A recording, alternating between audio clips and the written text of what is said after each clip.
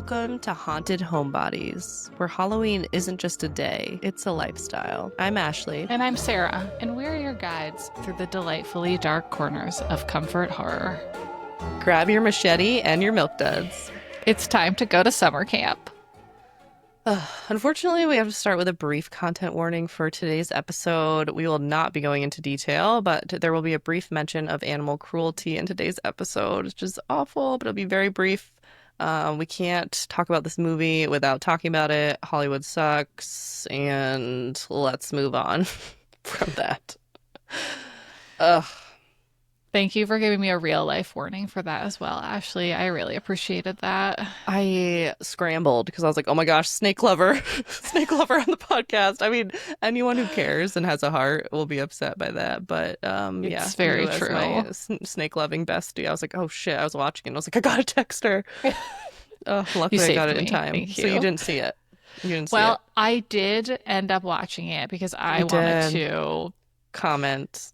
Oh. Yeah. But you were at least mentally I'd never prepared. seen it before, but I was mentally prepared, and that made it a whole different experience. Okay. Yeah. Well, let's move get on to there. like happier stuff, and we'll talk about that bullshit later.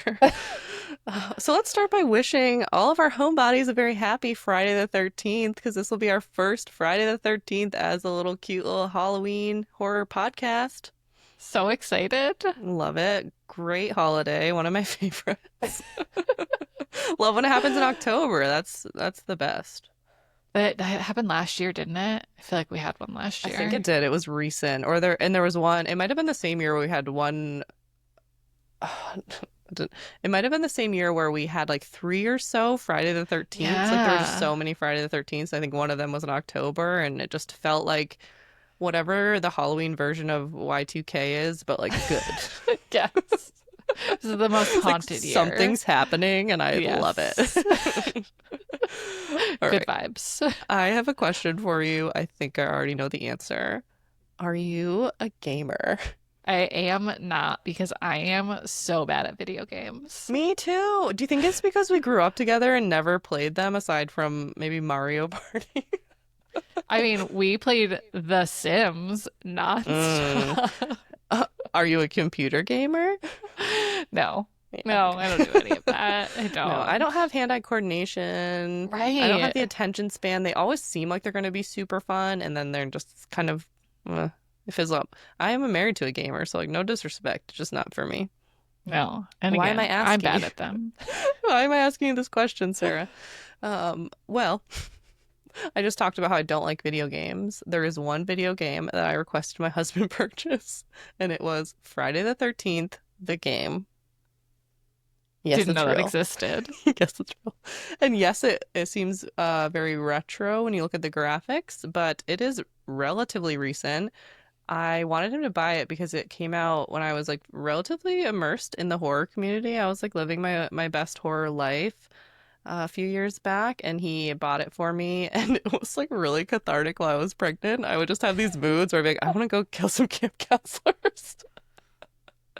And I love that you were able to do that. I wasn't great at it though, and unbeknownst to me, the camp counselors fight back. And the first time it happened, I'm walking around. I am Jason. I got my machete.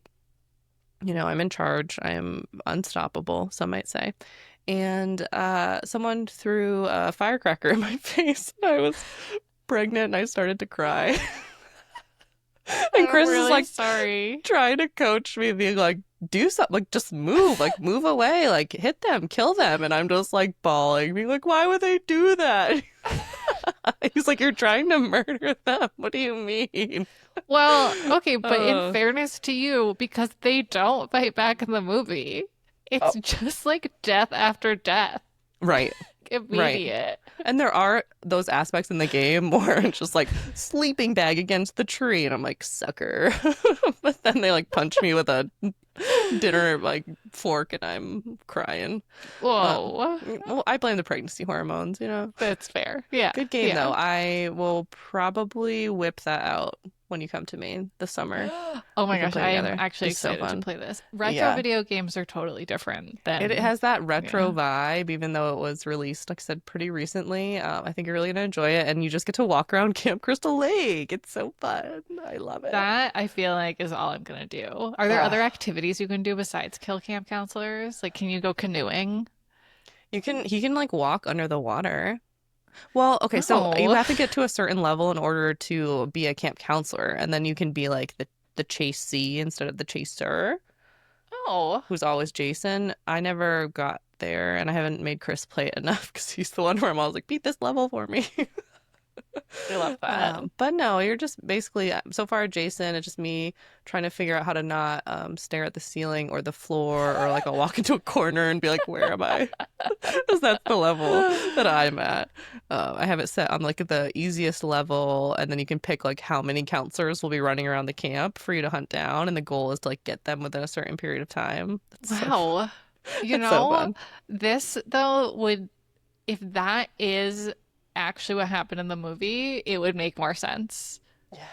That like there was just a number of counselors picked to die, Yes. to be there, Yes. to populate it so that they could be picked off one by one for a video game. That's actually now canon in my head. Yeah, it's Cabin in the Woods meets summer Yeah, camp. yeah, Let's just add yeah. a summer camp instead of a cabin, one single cabin. Okay. So Friday the 13th was released on May 9th, 1980. So we just passed its 45th anniversary. Snaps. Snaps Well for Friday done. the Well 13th. done. You're old as shit. Just like us. Wait, no. We're not that old. Almost. We'll get there. So I decided that I'm no longer going to do the Google classification because I feel like my joke about them not understanding genres is getting a little dry. So I'm just going to do it myself. It is a summer camp slasher. It was made hot off the trail of Halloween, which was it was 2 years before in terms of release dates. Hmm. It was designed to be a ripoff of Halloween and Oh, achieved its goal. Yeah, yeah. they're pretty open about that. They were Okay, like, "Hey, we great. should rip off this movie," and then did. It's rated 6.4 out of 10 on IMDb, 67% on Rotten Tomatoes, and 84% of Google users liked this movie. Sarah, let me tell you. You know how I just said I'm not going to do the Google genres Yeah. because my joke is getting old there? I'm not over the Google users. How do they come up with this number? Okay, this movie's fine. 6.4 out of 10, sure. 67%, okay. Yeah. 84% liked it? This Yeah, is like, that seems high. you like the idea of it. It's so boring. It is. So I did decide to do some first person investigation into the Google users, and I was like, what would be a good case study to see like I feel like everything that we do is just like 85%, 88%, Yeah. 87%. So I was like, I don't know about this. So guess what I looked up? A Cinderella story. Excellent choice. I was like, there's so many movies, they're all trash. Start to Okay. finish. We love the first one. Would I hit Yeah. like if I had the choice on Google for a Cinderella story, the first one? Yeah, okay. So 83% of users like this movie. Then I looked up a Cinderella story 2. 82% liked it. Are you sure about Hmm. that? Cinderella story 3. 72%. That seems a little sus. Part 4. 68%. Okay, we're dropping a little bit. Part 5. Yes, there are 5. 67%. There can be no frickin' way. Mercifully, the last and sixth installment, called A Cinderella Story Starstruck, was rated at 45% of Google users liking this movie. So yeah, maybe it's real. I don't know. I don't, I mean, It I guess lost there's me something and to then it say, had me like, again. if I don't you're know. Googling a movie, maybe you're more inclined to be a person who likes that movie. Yeah. I think the conclusion might be that this is a useless rating. Yeah. My conclusion was it lost me, it had me again, and then I'm like, no, this is just seems like bad science, and we're probably not gonna use this one again. We should do critics versus audience on Rotten Tomatoes. Good That's idea. always interesting to me. Yeah, and that actually leads to maybe some interesting discussion for the first few times, and then we'll do the same thing where I'm like, we gotta move on and say We're something done. different. All right. So if you want to watch Friday the 13th with us, it's currently streaming on Pluto TV and another platform I'd never heard about until today, which is called Freebie TV. That Whatever. feels descriptive. It's free with commercials. Go figure. So this was your first watch, right? It was, yes. Congratulations. We'll get back we'll get back to that. This was not my first watch. I watched this sometime in my late teens. I was in high school. We went to Video Zone. It was me, Morgan, and Brooke, my two cousins, who I'm very close with to this day, and Clark Drake. Clark Drake is becoming an unpaid actor on this Clark podcast. Drink is the best. Also, should we tell our listeners about Video Zone? I Yes, we can't remember if we've should. done that on this podcast. I don't I think it know. was the last Think podcast. think we very well could have more than once or not at Yeah. all. We have talked about it. But Video Zone was our local like VHS DVD shop. It was That's all I've magical. said. It was like It's Blockbuster so with a good. small town vibe, and like Ugh, we went all the the time. time. That's all we did. And we get to Yeah. go and we pick them out. The only hard thing is when you go to your parents and usually they're like, you can pick out one if you're lucky, and then they would pick out what they want to watch, and it always sucked. But I remember they used to have specials. They had them, a lot of their DVDs didn't have the actual jacket. It had blue. Do you remember it being like blue and then it would just say the name on some of them? Or is that like a fever dream I'm having? Yeah, but I think that was like common. Like they did that at Blockbuster too. Like you would just have Okay. like the one in front. This is really bringing back the memories. You'd have like the one Okay. that had like the full imagery in Yes. front, but then like other Yes. copies were all behind Like it. the budget. The Yeah. budget Yeah. version. Oh my gosh. I guess now because I'm just so accustomed to the only time seeing DVDs or VHSs is like in a thrift shop or Yeah. like used media store. So they But just have the jackets. what happened to all the DVDs from these places? Like Video Zone doesn't exist anymore, obviously. RIP. I don't know. I'm buying them at secondhand stores, I guess. But but they have the normal covers anyway. Oh, that's true. Oh, they're probably like in the dumpster. Well, not anymore. It's been too long. Now I'm sad about the earth and Oh DVDs. no. Bummed out. Oh, okay. Anyway, so went to Video Zone with my cousins and my dad. And my cousins and I would watch scary movies on FearNet. I think I've told you about that. It was like Comcast free, usually low budget scary Yeah. movies. We were little horror babies. Didn't know it, but we for sure were. And my dad was like, I know this scary movie. It's really good. It's called Friday the 13th. And we'd heard of it. And we're like, oh, it seems like maybe not what we want to watch because it's old, but it was rated R. So we're like, okay. We don't have a fake ID. Sure, check that out, Dad. So we start watching it, and like pretty quickly, we're all getting along comfortable because the common thread throughout this movie is boning. Yes. Yes. So my Yes. dad, needless to say, left, went downstairs pretty quick.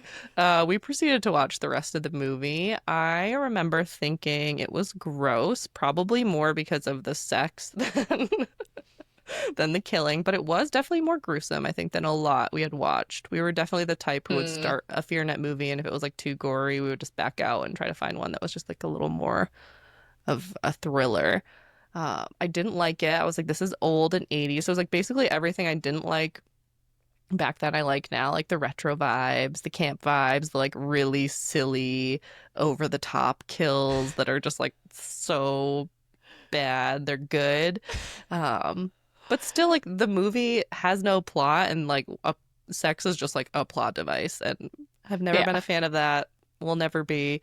Like I love movies where we just like kind of pretend that like sex doesn't exist, like Lord of the Rings, where it's like we smooch and then we go on adventures. You know, that's the kind of movie I like to watch I personally. think they only smooch after the adventures in Lord of the Rings. They smooch to celebrate the end, and then we're like, let's Yeah. go on another one. Wasn't that fun? Like that's what I want to watch in terms of other people, but that's just my personal take. It's fair. It does nothing I was gonna say it does nothing to move the plot forward It's in the this movie, only plot. but nothing moves the plot forward. Oh man. Well, we know that you have a problem with things that are boring. This is potentially the most boring movie that I claim to like. So, how did you feel? Give me your initial thoughts. Okay, I love that this is your first question because as I was watching it, I was worried because I was finding it so boring and I assumed because this is such a horror classic, right? Oh Like yeah. how often do people reference this movie? I assumed that you loved it Oh and I was yeah. like, okay, How am I gonna how swing am I this? gonna manage this one? Yeah. It's so boring. I Mhm. was so unengaged. I have no idea what any character's name is, not a single Yeah. one. I found myself not even paying attention. Like there are some characters I don't actually know how they died. I would just like all of a sudden like snap back into focus and be like, "Oh, I guess we're Someone's chasing dead. somebody else now." I knew it. I was like, we have to get this out of the way because Sarah's gonna be stressing out, being like, this is Okay, the most boring movie I've ever seen, and like, what are we possibly gonna talk about? but let me say, I did find it boring, but I still liked it, Right? which never happens for me. There's It something was about it. it was vibey. Okay, the summer camp vibe is great. The 80s vibe is great. The very clear, like, we don't give a fuck, but also, like, let's try to make a decent movie. Yeah. There were so many choices where they're like, "Ugh, I don't know, we don't really know how to do that," and they're kind of like, let's just wing it, and then it somehow works out and is like kind of good. I don't find this to be a movie in the franchise that I want to rewatch a lot, but I do. It's like a decent like have on in the background, like kind of Yeah. silly, tune in, tune out. Like it is. It's a comfort watch in that way that it's just got like some vibes, and not much else. It kind of just is vibes. Yes. Similar to, I think when we were talking about Final Destination, we were talking about the phenomenon where people find comfort in rewatching things because you know what's going to happen. In Yeah. Final Destination, they basically tell you what's going to happen. That's comforting. This one, it's just death, another death, next death, with like very little actual fright and fear in between. And I think Right. that's comforting. Yeah. So something funny about this movie is they just decided like let's do like a ripoff of Halloween. They came up and basically the only thing they had was the name Friday the 13th, and they're like, what is the next best thing aside from Halloween? Like Halloween was supposed to be called, I think, the Babysitter Murders or something that like would not have allowed Yeah. it to be the legend that it is today. And they're like, so what other words are like that are out there? They came up with Friday the 13th, and they're like, we have to do this. They came up with a poster, and it just said the graphic very similar to the title card, which the title cards for this franchise. I Oh need my to God, I watch love more them. movies just because the title cards get even more absurd and dated, and I would watch them just for that. But it was basically just that, like kind of the word Friday the 13th smashing through the glass, and then it said something like the most terrifying film ever made. Like, in what world? In what world, sir, is this the most terrifying film ever made? So, just before we started recording today, Ashley and I were having this conversation about all of the thought and intention and time that we put into this podcast. But I would like to remind you that one of the all-time horror movie classics obviously put very little thought and time into planning. And it just goes to show that good marketing can make you a success and then create a legacy, even though you did not deliver. I'm like slapping my microphone. Even though you You did have some not thoughts and deliver feelings. on the marketing. That's Yeah. just false advertising. That's there was not a moment, not one single moment of terror in this entire film. I jumped once. And it was Okay. Kevin Bacon laying in bed Oh, and yeah. the blood drips on his face. Hmm. And I'm thinking like there's gonna be like a chase scene. He's gonna find the Yeah. dead body. There's gonna be a whole thing. No, and then the arm just comes up and grabs him from behind. Oh, And then this was that's actually the good. grossest part of the movie for me when Mm. he pushes the arrow up through the back of his neck and you see it like come. Ugh, that was gross. So good. Yes, that is widely thought of as the best kill of the movie. Yeah. And I learned about how they did it, all because they go into all the practical effects. I linked like a couple. There's a episode on Netflix. The show is called The Movies That Made Us. They did Halloween and they did Friday the 13th in season 3, and they went through a lot of the practical effects because I think that's one of the best parts about this movie is that they Yeah. did practical effects, and it's obvious, but like they're really cool at the same time. I Yeah. will take that Yeah. over CGI any day. We all know I hate CGI, especially modern Yes. CGI. I hate CGI blood. The downside is that blood was literally poison. They used like the Kodak film stuff that you would develop pictures in. We know how toxic that is now. They would use Mm-hmm. that and then like mix it with some other things to make the blood. And they went through this whole like how they um were able to stab Kevin Bacon through the neck. That was basically just his head and then like a dummy body, and he was like crouched under Oh. the bed like that. Um, but then when they stabbed it, something happened, and the special effects guy who I have his name later. It's left in my mind at the moment, but something went wrong, and when you do practical effects, it's like all of this time into these props and prosthetics, and then if you have like one shot, right? Otherwise, you have to do everything, make everything again, and it's time consuming, expensive, etc. So something didn't happen with like the blood connecting and like coming out after the stab.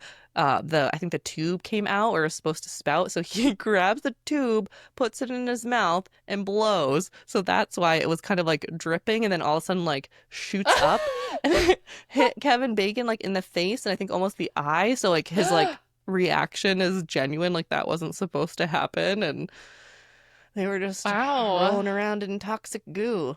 So yeah, a lot of Oh, fun behind the scenes little tidbits that I learned. I'm glad Kevin Bacon made it. Yeah, Not his I love character, Kevin but Bacon. yeah, Well, yeah, I know. no. That was a lovely surprise to find him in this movie. I was not aware. Right. Yeah, Yeah, yeah. This was early days for him. It was one of his breakout roles? Question mark I think ish. so. He was in something bigger before this, and then kind of fell off, and then was in this, and it was kind of fell off, and then was in Footloose and arrived, as I'd one say so. does. Never left. Yeah. Uh, so let me give you a plot summary for Friday the 13th because it'll be quick. Okay. This was from IMDb. I didn't know this, but IMDb just lets people, like users, write their own little plot Ah. summaries on there. So this is from user Red James.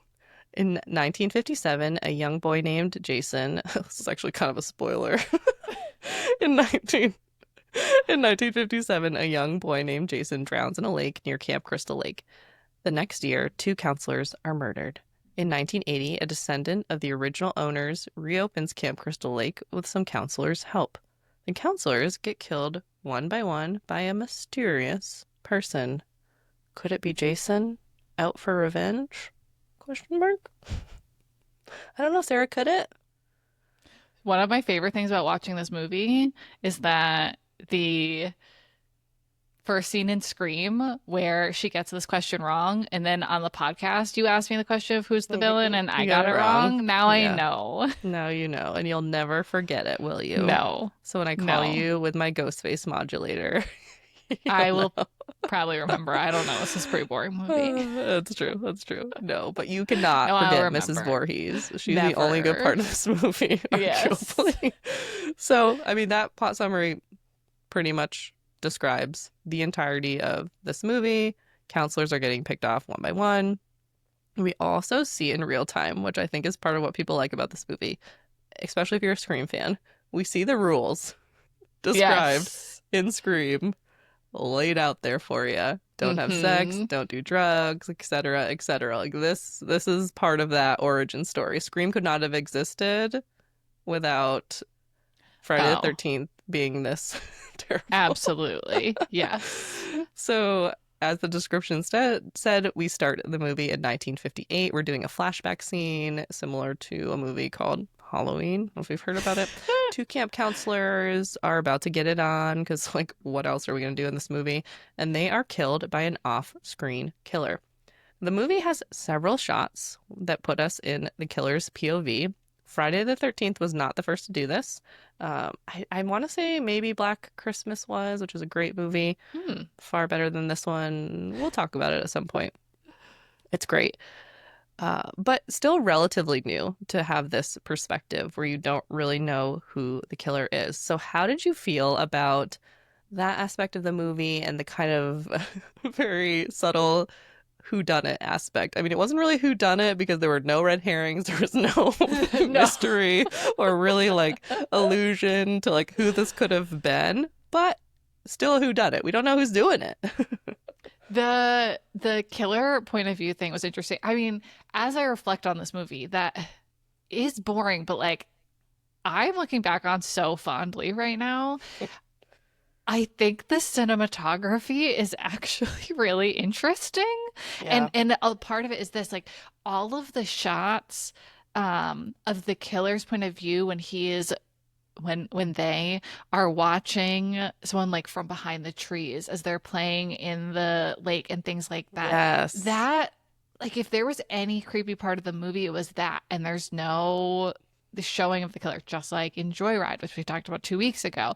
Like I loved that aspect of it. I loved that even though it wasn't a mystery, there was still this like creepy unknown feeling, and it was just really well done camera work. Yeah, I agree. I agree. This movie should be so low budget and like D level, but then there's aspects of it that are done really well. And I think the Yeah. cinematography is one of them, and then the score is another one. The music is Yes. so well done, and the director, Sean Cunningham, he uh watched the movie. I think I don't know how movies work. He, they shot the movie and then whatever, they're on the cutting room floor. Let's just say that because that sounds like something that is kind of real. And he was watching the movie and he too was like, this is really boring. Like there's Oh, no yeah. tension. Like how can we add in tension? Like we're not gonna reshoot it. Like, like what do we do? And so he was trying to think about how, without showing the killer and having this mystery aspect, like how can we create more tension? So he's like, we need the killer to have like their own little sound. And I don't know if he was the one who came up with that or if he tasked the man who made the music. His name was Harry Manfredini. But if whoever came up with the idea, they were like, we gotta give this off-screen killer like their little vibey sound. So they came up with this like similar to Jaws, like this two beat little thing so that you knew that the killer was there. Like, oh, like when Annie question mark at the beginning of the movie is in the Jeep with someone and then the music Oh starts and yeah. then we know we're in trouble. So it kind of gives us that Yeah. like sign that like things are heating up when early on we don't really know what's going on, even though this is supposed to be the most terrifying movie we've ever seen. In the end, I will just say the score is great. The music in this Yeah. film is fantastic. Love it. I think he did an amazing job. So, after the opening scene, we are back in modern time, which in the case of this movie is Friday, June 13th, 1979. It's Friday the 13th, Sarah. Do you think this is going to go well? Probably No. not. So, now that we're in modern day, we have a young woman making her way to Camp Crystal Lake. And despite me finding this town kind of cute and charming, I really enjoyed this opening part of the movie. Same. This girl is harbinged so hard. The harbinging is harbinging. It is out of this world, okay? She arrives in town, she says where she's going. It is like record scratch, like everyone in the diner or wherever is like, you're going to Camp Blood, they call it.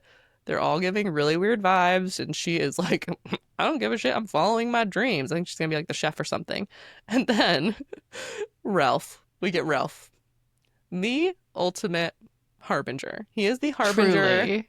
to end all harbingers. Okay. Mordecai from Cabin in the Woods. We had feedback about him. He allegedly did this great job harbinging, and we're like, he was just rude. Like, Yeah, he wasn't a good harbinger. no. Whereas Ralph, let me tell you what Ralph says to her. You'll never come back again. Okay, harbinged. Yep. And regarding the camp, it's got a death curse. Now, I'm not saying this in Ralph fashion. He definitely was hamming it up a bit more. Yeah. And then he hops into his bike and rides off into the abyss. But like, what more could you want from a harbinger? He's literally like, do not do this, you will die. That place is cursed. I like how the townspeople are like, "Oh, that guy is crazy," but then they're all Yeah. like, "But he's right." Yes, the creepy Well, they little don't, but truck they don't say he's driver. right. They're just like, that guy is crazy, and also you shouldn't go to this camp. Right. They were like the guy, the like kind of creepy, doesn't know if he's like creepy or sweet truck driver who gives her a lift Yeah, and like sexually harasses her, grabs her butt, but then is like kind of like, yeah. be careful out there, honey. He was like talking to Ralph. Like one probably talks to Ralph in this town was like go on get out of here, Ralph. Like, Justice for Ralph. Ralph seriously. was just trying to save some lives. Don't watch Friday the 13th part 2. Oh no. Anywho, uh, I just know that you haven't, but everyone else in the world who's listening to this has. I don't really remember, but I feel like it's not going to end well for Ralph, who, go figure. He's just harbinging too good. Like, he must Yeah, be stopped. He it's must be true. stopped. Someday he's gonna save somebody, and that doesn't work. Exactly, exactly. So we get to camp. We're at summer camp. The vibes are vibing. I'm loving it. I have to tell you, Friday the 13th was camped. I'm just camping. Friday the 13th was filmed in Hardwick, New Jersey, and is an actual real summer camp. They just went to a summer camp, shot there. It's called Camp Nobaboscu. Wow, I really flew through Sure. that. Something like that. But you can visit there. They do Friday the 13th movie showings, they do tours, occasional overnights. I really want to go someday. That is Join amazing. me, Also, won't you? I love that it was filmed in New Jersey. Mm-hmm. Nobody has a New Jersey accent Right. until the very last scene. The girl who survives, whose name I still don't know, she says something like, "What about Jason? He came out of the water." And She that was their does. one New Jersey The accent. water. Look, Oh, the water. Good he came out of the catch. water. I would never would have picked up on that. I got But you my don't New remember her Jersey name, but you roots. remember that. Her name was Alice Sarah. Justice for I Alice. wouldn't have even guessed that. No, Yeah, that's not no. a good final girl name. She's a terrible final girl, but we'll get to that. Yeah. The only other thought that I had about the summer camp was Kevin Bacon in a Speedo. He's got his shorts tan, Ugh. but then the Speedo. Yeah. More Kevin Bacon love. So once we're settled in, we meet this whole cast of characters. The counselors all seem like very stereotypical, like very shallowly developed characters. It's fine. We all know that they're doomed. And guess what? Ralph comes back, pops out of the pantry, and harbinges them again. Well, So good. technically, the one he harbinged, she's already dead. She's been killed. I didn't mention that. So he pops out of the pantry, is harbinging all of them again. He's saying they're all doomed. He's scurrying away in his little bucket hat. And they're just like, wow, crazy Ralph. And then I think a cop comes by and is like, yeah, crazy Ralph. And so Ralph is right. Nobody's listening. But before we get into more fun, I need to pause and literally kill the mood because I am so mad at this movie for this one scene. Yeah. The most pointless, ridiculous thing. They have the scene around this time in the movie where a snake comes into the cabin and then they kill it with a machete. Why? Hmm. It's Unnecessary. graphic, it's stupid, and I could probably move on from it, except for that I learned that that was a real snake and it was the handler's like pet. And they did not tell him that they were going to do this. He just brought his snake, Mm. was doing his thing, and then they killed the snake in front of him and he had to be like restrained because he was so Yeah. upset. Ugh, it's just so awful. And this used to happen a lot. And Mm. I don't think it's like safe to say that like things are fine now because they're not. Right. Because Hollywood Yeah. sucks. But in 1980, which was the year after this movie was made, that was when they came up with the like no animals were harmed thing, and then you had to read like do certain practices in order Right. to be able to say that so that people didn't freak out. Literally because like they obviously don't care about animals. They just care about people not freaking out. Yeah. Yeah. I hate it. That is Hate it. terrible. It did make me feel not at all bad at any of the characters dying. No. No. Yeah. Like this is what I have to say about this. It's awful. I feel so bad for that man. I cannot imagine having your pet No. murdered in front of you For and then no reason. literally Killing no reason. a snake of all things would be so easy to fake killing. Ugh. It's so dumb. It's so dumb. And like just want to put it out there into the universe. Nobody wants to see an animal No. harmed in a movie ever. No. Period. Nobody No. wants to see that. And that's all I'm going to say. We're going to move on. I hate it. I hate it. I hate it. Same. Okay, I wanted to abandon talking about this movie because I hate it so much and I had forgotten about it. And I think I also just assumed it was fake until I learned it was real. And then I was Right. like, that is It looks disgusting. fake, which is almost more infuriating. I know, I know. Anyway, back to killing the humans as we should, okay? Do we care about the camp counselors getting picked off? No, we don't. Not even a It's a little bit. movie and it's fake and it's practical effects. Okay, I'm gonna come off my And none of the characters are very interesting. No, no. Gosh, when the snake killer gets it, I'm like, yes, justice Yeah. for the snake. Yeah. So let's get into the kills a little bit more. We kind of already touched about it with the awesome Kevin Bacon character kill. Do not know what his character's name is. No. I think one of the earlier ones on though really gets into the fear of having to go pee at a camp at night. That will never not be scary. Never not be scared. She doesn't seem scared. She's about to get murdered. No. She's not scared. That scares me so much that on my road trip, I bought this like little like female urinal device so I wouldn't have to go outside and pee. I was like, Yeah. I'm not doing that. That is, No. I've seen scary movies. I know I've been harbinged, okay, by my own movie viewing. I know. But yeah, so this girl, she's just like meandering around in her underwear, talking to herself in the mirror, and then gets like literally axed in the face. It's kind of intense. Yeah. That was a classic, like, that was a good killer point of view one where he's Yeah. like advancing on her and then Yeah. it just cuts away and then it cuts Yes. back and she's got an accident. Yes. That was a good So one. this is where I've got the name. So Tom Savini, he's the one who did the practical effects, and he said that they cut it that way so that it's less obvious that it's a rubber axe in her face, which is true. They did something where they had the real axe. And I don't know, there's something about like having the real axe or making a sound that they made in order to like have that effect of like you feel, oh, I think she like swings and misses and it like hits something or something like that. Okay. Yeah. And it gives that impact of like, oh, this is a real weapon. So that then when you don't see that impact, you're like, well, I've already like gotten my brain on board. It's like these Yeah. little psychological things that I think are pretty cool. Um, so I already mentioned that like behind the scenes show on Netflix, and there's just like lots about this movie because I think Tom Savini just went really hard on these practical effects and did some really Yeah. cool stuff. Whether or not it would hold up today to even like the mistreatment of actors and himself, like in consuming this poison blood. Yeah. Still cool stuff. Recommend people learn more about that. But for the second time on the podcast, Sarah, I would like to know, what was your favorite kill of the movie? Second, but not the last. I am sure it will not be.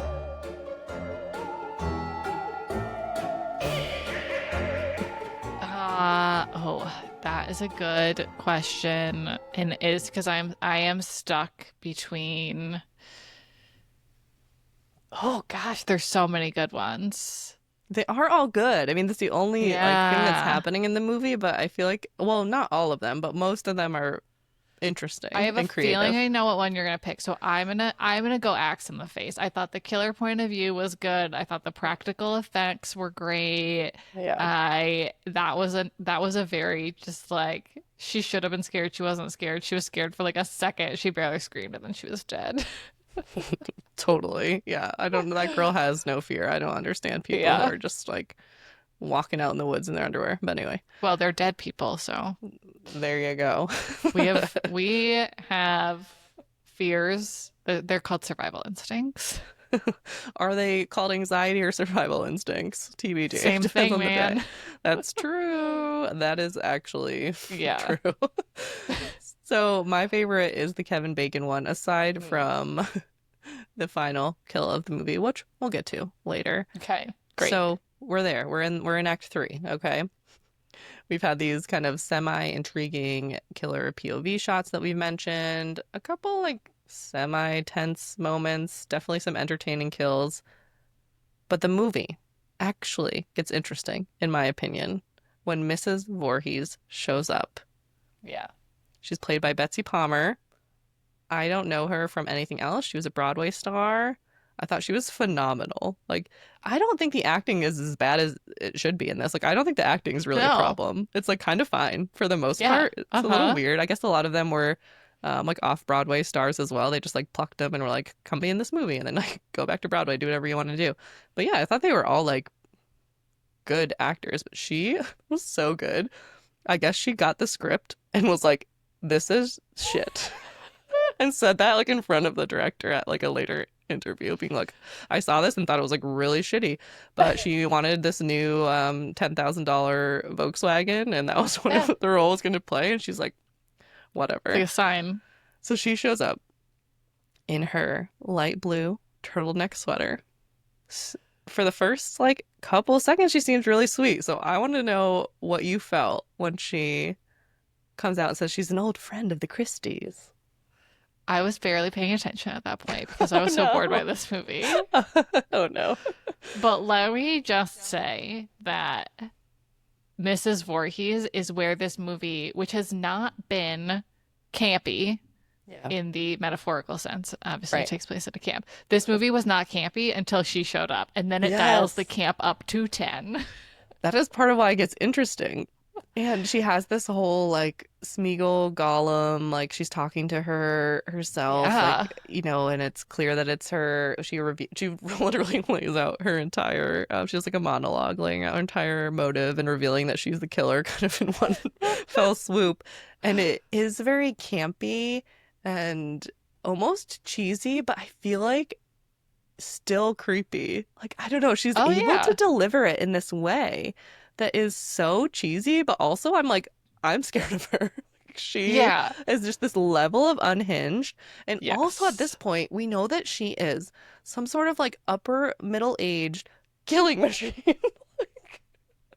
She She is has a messed beast. these people up. She's just this tiny little Yes. lady who has just been like killing everyone.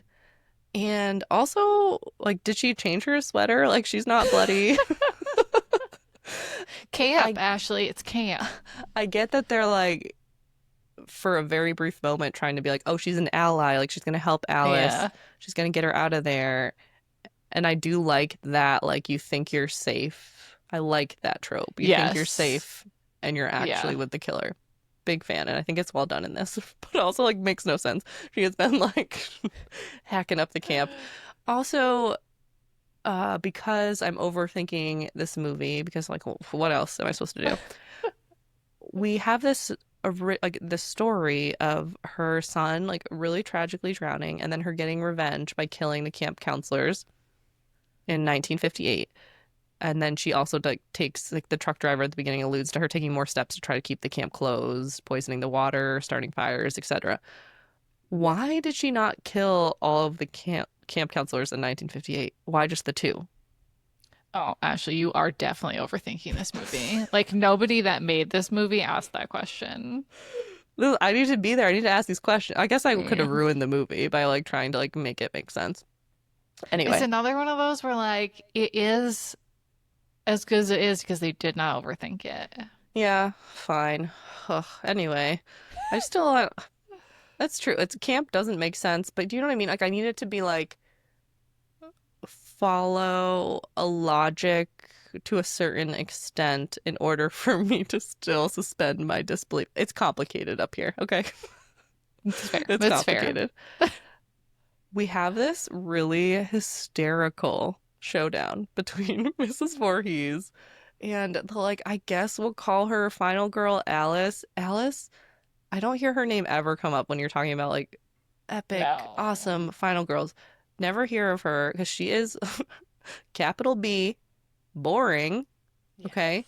And also like makes it look so hard to defend yourself. At one point, Yeah. she's throwing like what I could only think of were perhaps like unspooled like balls of twine at her, like soft like twine, like and other soft Yeah. objects. Um, and the fight between them is really cheesy and really weak, but I did learn that they're actually fighting. Like this was not Oh, stunt people. This was not effects. Like this feels was right. Betsy Palmer like slapping the shit out of Adrienne King and then like on the beach like mashing her head into the sand. Like that was all real. They Yikes. did that, yeah. Which I don't know is kind of funny because you can tell she's not being like that rough, but like rough and like she's getting Yeah. beat up a little bit. Um, and I had a lot of thoughts about Alice. She clearly did not learn my lesson about separating the head from the body because she like hits her with a frying pan. She falls down and she's like scooting away, like, oh, I'm good. My job here's done. Obviously, then Mrs. Voorhees comes back for round two, beating her up on the beach, and then she does learn the lesson because she straight up decapitates her.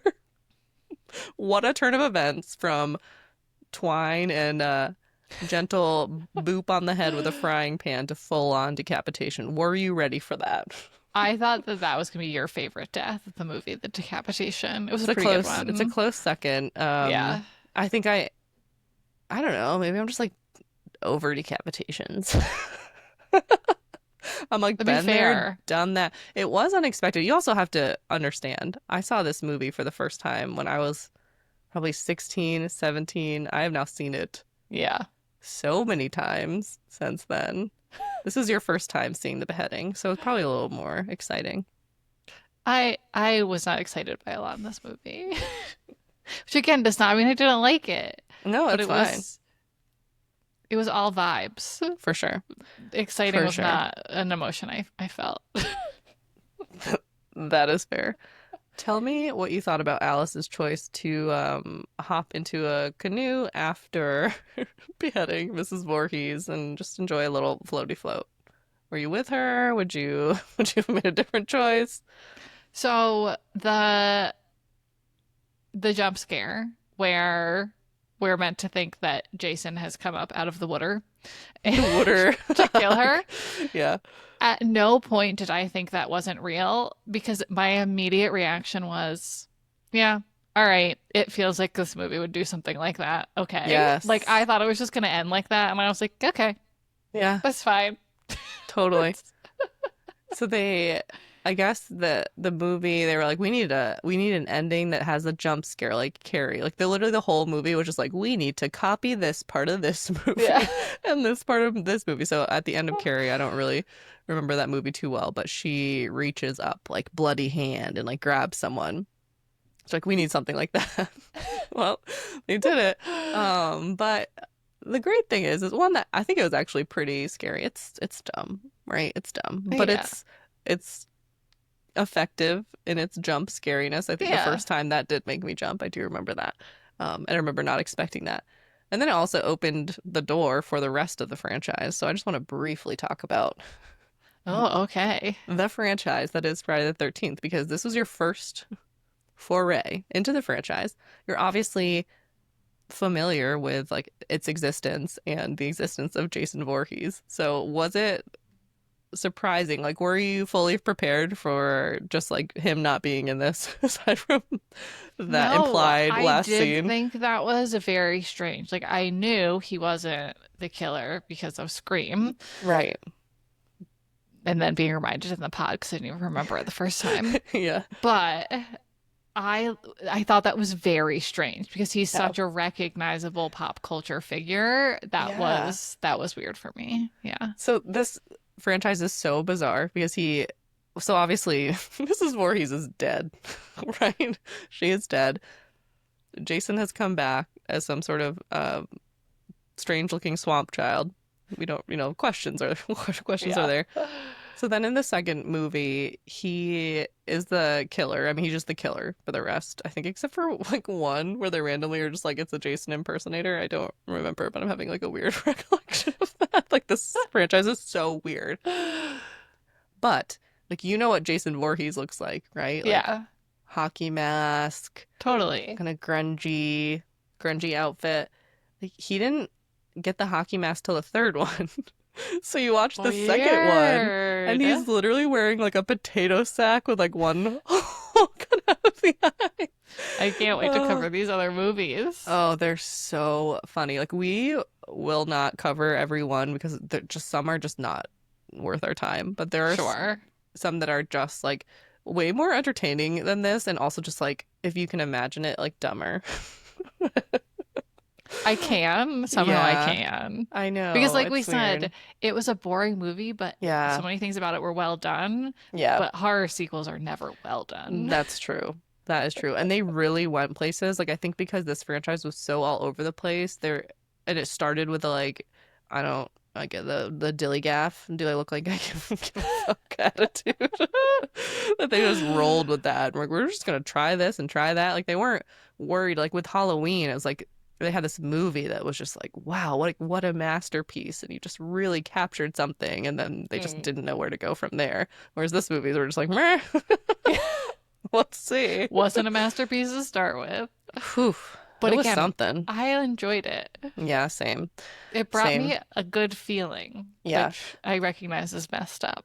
Yeah. No, I hear you. I hear a lot of the it was kind of calm, Yeah. Pretty tranquil. You Yeah. know, all Mrs. Voorhees really did was make it calmer. Yeah. Those were some rowdy kids. I'm also just like with her. Yeah. I'm just They with were her. they were obnoxious. Who Mm-hmm. plays Strip Monopoly? This is what I'm saying about this movie. It's like you can just not be talking about sex and like giving sex eyes to each other for like 5 seconds. It's gonna be Yeah. okay. Like, we get it. We get Right. it. So to wrap on this film, I have something that's not a game, but I don't know what else to like where else to put this in. And it has to do with my father again. Great. It's like a Clark Drakeism of the episode, and not the first time we've talked about his really cute quirks. He's So adorable. Hi, Clark. he's You're one of my favorite people. he's so great. He's so great. He did have this typical dad trait of occasionally wanting to scare his children. This is a dad thing. You know, the dads that like go outside and like knock on the windows and then run away. He never did that. I had an uncle who do that, but I don't like that uncle. But anyway. I wouldn't like that uncle either. It's Yeah. terrifying. We lived in the middle of the woods. Yeah, yeah. So, but my dad was not immune to this, okay? I don't know. You Okay. like are born you're born. You have children, and then you are like, my job is now to protect them, but like also to like lightly traumatize them occasionally. The only thing that I remember that he used to do is, we go down the stairs into our basement, and Mhm. then you have this really nice lit finished area to the right, and then to the Yeah. left you have this open, always pitch black, just unfinished I do remember abyss, being scared of that section of your basement. right? And Yes. you'd have to Yeah. get to the nice part. You'd have to walk briefly by Yep. that dark part. And what Yep. my dad would do on occasion, which obviously the first time was very scary, is he would stand in the little dark part and he would go,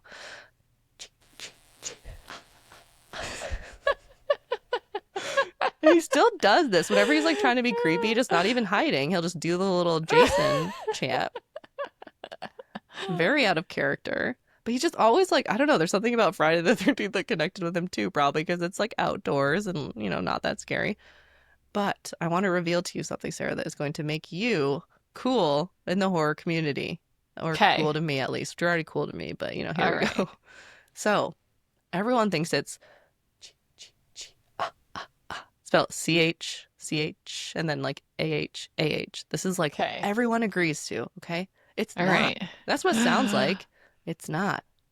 It's like KIKIMA. I'm like, did you hear the difference? Do we need to like We need to clean up the audio and amplify my voice. If you would, Sarah, click on the link that I sent you there I on the did my notes. homework. I did this You listened to before. it? I Okay. did. I did. So, well, I didn't, I guess the game was going to be for you to pick and then whatever, I just ruined it. But the really not, like, I'm going off on this, okay? It's really not that interesting, but it is semi-controversial in the community. But the man who made the music and created this very iconic sound that carries through the rest of the series says it's Kiki Ki Ma Ma Ma. So it's shortened for kill her mommy, which is like the delusion that Oh. Mrs. Voorhees is having. So it's like the kill her mommy, kill her. And it turns into Oh. yes, and this is our version of the Laurel and Yanny debate. And now we will sign off. The only thing important to me is what Clark Drake thinks it is. So, Yeah, that's true. I don't really care anyway. yeah.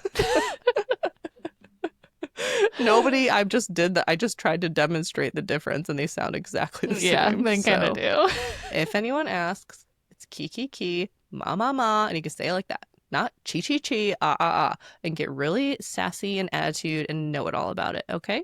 Love it. Thank you for arming me with that. Sounds just like you. Okay, that's it for today's comfort horror recap. Sweet dreams, homebodies. And now it's time for your bedtime story. All right, Sarah, this is the tale of Bicycle Larry and the old narrow gauge trail.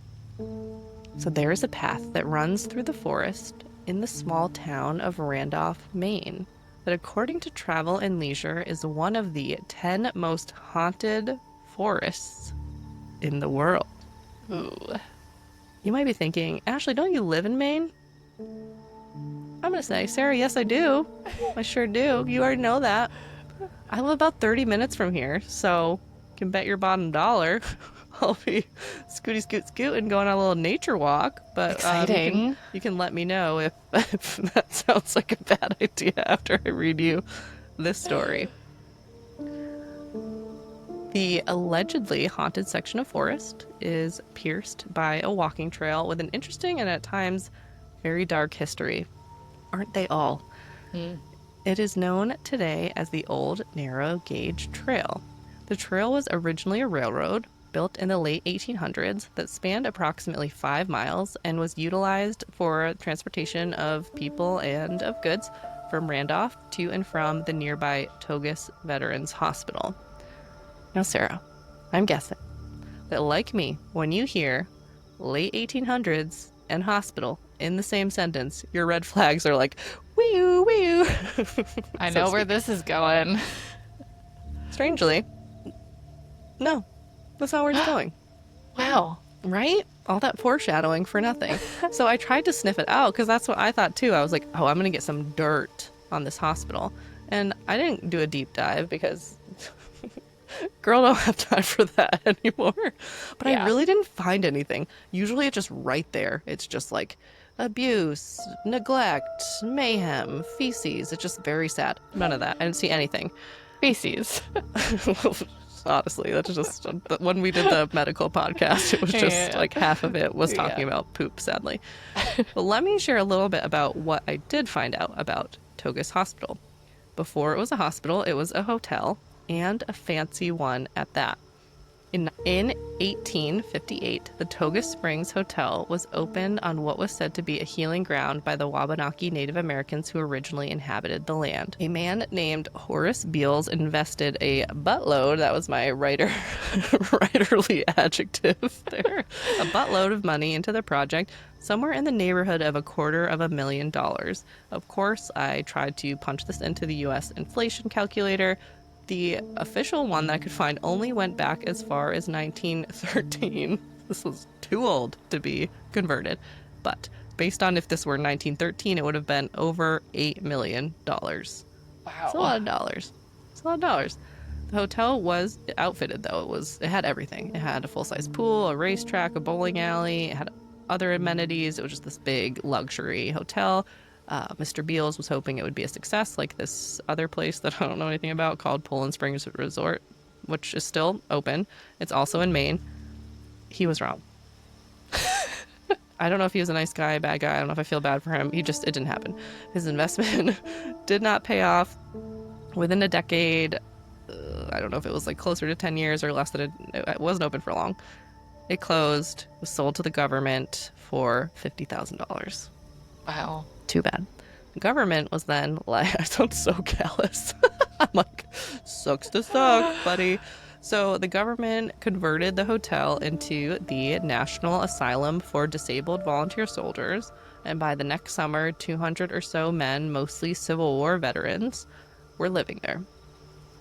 The population continued to grow, and quickly, as typically happens with these type of places, and it approached nearly 1,000 by 1872. So by then, the name had changed to the National Home for Disabled Soldiers and functioned as if it were a standalone town. Like, they really built this place out. They had a butcher shop, a blacksmith shop, a shoe factory, a fire station, a library, a theater. Like, that is just part of the list. It was like its own little town. Whoa. I know, it's kind of cool. Then the number of veterans living in the National Home for Disabled Soldiers reached its max in 1878 at around 2,800. Now the red flags are like, right? They're like, dude, that seems bad. Like starting at 200 and now we're at 2,800. Like, I feel like I've told you this story before and it turned out bad. Again, nothing. Didn't find a thing. I mean, maybe it was just that big and they'd built it out and everyone had their own nice, cozy little bed around it. I don't know. I couldn't find anything on descriptions of abuse, neglect, and poor living conditions. Like I said, I didn't really do a deep dive or search for it. It just wasn't right there for the taking. Okay. Yeah. Basically, can't rule it in, can't rule it out. So the story, I'm just like, what is this story? What's going on here? Okay. Also, it's still operational today. There's a hospital there. Yes. So they like, he invested this money. It did not work out for him, but like he built a solid foundation. So it is currently the Togus Veterans Administration Medical Center. It was the first VA hospital in the country and it's the only current VA medical center in the state of Maine. Interesting history. I'm not scared. Truly. Are you? No. So I mentioned that there was a railroad that served Togus Hospital. It was active from 1890 until 1929, at which point it abruptly closed because it had been, I don't know, making money, moving coal to and from or something, and then they gave the coal transportation to the truckers, and literally the railroad like immediately closed. It just stopped functioning. Okay.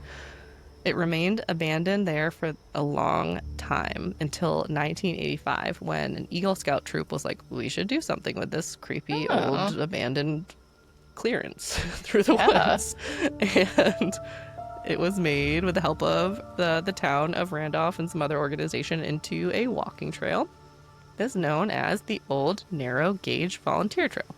Narrow gauge is the term for like the type of train, if you're like a cutesy person who likes trains, like my husband. Hey, adorable. So yeah, really nothing sinister. So sorry. Until November of 2004. Yes, that was my reaction. I was like, this isn't so bad. It gets bad. Okay, so there was this man known around Randolph as Bicycle Larry, and he was called that because he was just always riding around town on his red bicycle. Bicycle Larry. Okay. He was reported as missing after not picking up his Social Security benefit check. This was very out of character, so much so that they immediately were like, something's wrong, we need to check on him. They couldn't find him. Couldn't find him anywhere. At the time of his disappearance, Lawrence Farrell is his full name. He was 55 years old. He had struggled with alcohol use, was mostly transient, and he spent a lot of his days riding his bike from Randolph to the nearby city of Augusta, where they had a soup kitchen. That's where he would get his meals. When he was sticking around Randolph, he stayed with a friend, 64-year-old Norris Perry. After Larry was reported missing, there were no signs of him anywhere. They could not find this man. Then, on December 13th, 2004, police responded to a call from a woman in West Gardner, Maine. She reported that her brother, Norris Perry, had left her a distressing message on her answering machine. Mr. Perry had said if they were looking for Larry, he was by the brook. They then went to Norris Perry's trailer. There was no one home. They searched the property and they found a body. But it was Mr. Perry. He had taken his own life after the phone call, and there was no sign of Larry anywhere. Now, Norris Perry's trailer was about 750 feet or so from the old narrow gauge trail, and along portions of it, there's a brook. So, a major search ensued that involved cadaver dogs and a backhoe, and they found nothing. Not a single trace of anything. And then winter came, and they had to stop looking. Which, in the true crime world, just always like, I don't know. You get so invested just in these stories, and you imagine investigating a case and just being like, there's literally nothing we can do. For months. Yeah. So spring came around. They started their search again, and there was nothing. No sign of Larry, no sign of his red pedal bicycle. And eventually the search stopped being active. So sadly, Larry Farrell is still listed as a missing person. And although he is believed to be dead by authorities, if he were still living, he would now be 75 years old. Whoa. So a very sad story, a story without a closure, just a lot of questions, and just a lot of strangeness, as a lot of missing person cases are. You just wonder, like what happened? Where are the missing links? And we'll just never know. So I had originally come across this forest because I was looking for like haunted summer camp or something that would go with the vibes of Friday the 13th. And then when one of the allegedly 10 most haunted forests in the world was in Maine and 30 minutes from my house, I was like, yeah, I'm gonna look into this. And then when you're like too far deep, you're like, well, I'm covering the story no matter what. And it ended up just kind of being this sad true crime missing persons case. But there's some paranormal stuff here too, whether or not it's connected to the disappearance of Bicycle Larry, that we don't know. Although some visitors have said that they have heard the sound of bicycle wheels while out on the trail, even though no one's there. But there have been other unexplainable occurrences as well. So people have reported seeing blue flashes of light amongst the trees, or orbs floating around heavily wooded areas. And some people have also heard a steam train whistle, which I think is really confusing and interesting. There's not been a train through there since 1929. Creepy. And there's no train nearby. And it is creepy, but when you think of ghosts and paranormal activity, it's typically residual energy, or people think it's like the spirit of someone left behind. Like, what's the train whistle about? Like, the train is like, I closed too soon. It was wrong. I'm upset. It could be the conductor of the train, whoever made the train whistle. Okay. Yeah. In the afterlife, he's just still tootin'. Yeah. Maybe. Okay. I like it. That's kind of cute. On to the less cute. The most strange thing that I read was that some people would report, I've never read this in any other paranormal story, but I don't understand it. Some people would report walking through this forest, through the trail, and hearing nothing. Nothing. No birds chirping, no wind rustling through the leaves, nothing. Just all of a sudden, it's like, whoom, the sound goes off. The world is put on mute. It's so weird. Like, what would that be like? I'm just trying to imagine it. Because, we've had those experiences. Like, it happened in one of the places that we were staying in, I think it was Montana. No Wi-Fi. no one around. And there were moments where we just like were relaxing and wouldn't be talking, and we didn't have like a TV or Wi-Fi. And it was so quiet that my ears would like ring a little bit. Like you don't realize Yeah. how Hmm. often you just don't have like complete silence. And where I live, it's like never like that. Right. It's just so interesting. I don't know. I'm wondering, like, experiencing that, like, crunching along, and then all of a sudden it's like sound is gone. That's so weird. It must be very disconcerting. That sounds Yeah. terrifying to me. Yeah, that it is. It's like it doesn't sound that scary, like, compared to what I'm about to say, but experiencing that would just be so bizarre and chilling. So on the other side of the silence is the disembodied screams. Of course. Of course, right? So several people have reported walking down the trail, hearing a disembodied scream, looking around, searching for who needs the help. There's no one there. One person had the privilege of being repeatedly yelled at to get out. Harbinging. He was harbinged. Yeah. I don't know the end of that story. I did watch an actual ghost hunting YouTube group walk through the trail and do their thing. Wow. Yeah, it was kind of fun. I love a good ghost hunting story. They're so campy. I don't think that they mean to me, but I love them. I gotta encourage you to not go to this place on your own. You think so? Bring Chris. Wait till I get there this fall. You know. Are you harbinging me?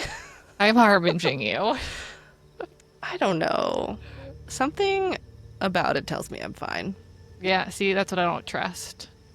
No? No. You think I'm not being cautious enough? It's drawing you in.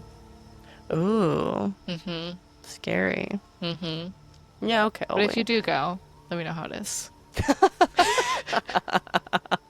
You're like, bring some EVP equipment and keep your video on record. Maybe I'll go for a walk and I'll FaceTime you. Well, see, here's the problem. Am I willing to go and get a little freaked out? And, you know, I'm not really, okay, I'm not like scared of this stuff. I'm scared. Putting it in air quotes. I don't know why. Because I don't know. There's a degree of like understanding and belief and disbelief that I have where I'm like, I'm okay. I love the stories. Some scary things have happened to me, but like, I feel okay about it. What I don't feel okay about is that I'm like full-time caring for my child and like, I'm not going to take him for a walk there after reading this. You know what I mean? Yeah. Like, you know, that's where I draw the line. Like, he's not ready for this. He has not been through it like I have, you know. Mm-mm. No, you leave Jed. Battled you leave Jed my behind. demons. Yeah. I don't know. We'll see. I mean, at the end of the day, it's just like, I don't think that this place is so infamous that like people aren't going there to like see paranormal stuff. Like, I don't think it's that infamous. It's like people are just going there to walk their dog. Isn't it supposed to be one of the most haunted forests in the country? I guess, but like, I don't know. I've never heard of it until... Maybe forests aren't really haunted. I mean, this was like, yeah, exactly. Like, we're really like scraping the bottom of the barrel. This is 10 most haunted based on like, that is the clickbait title of an article I found. All right. It was Travel and Leisure, so like, relatively decent journalism, but it's not like the New York Times. Yeah. Okay. Because they're not doing paranormal stories. I would like to see them That would do be- that. that would That'd be be fun. great. Thanks for listening to another episode of Haunted Homebodies. Make sure you like and subscribe wherever you listen to podcasts. And remember, when in doubt, just stay home.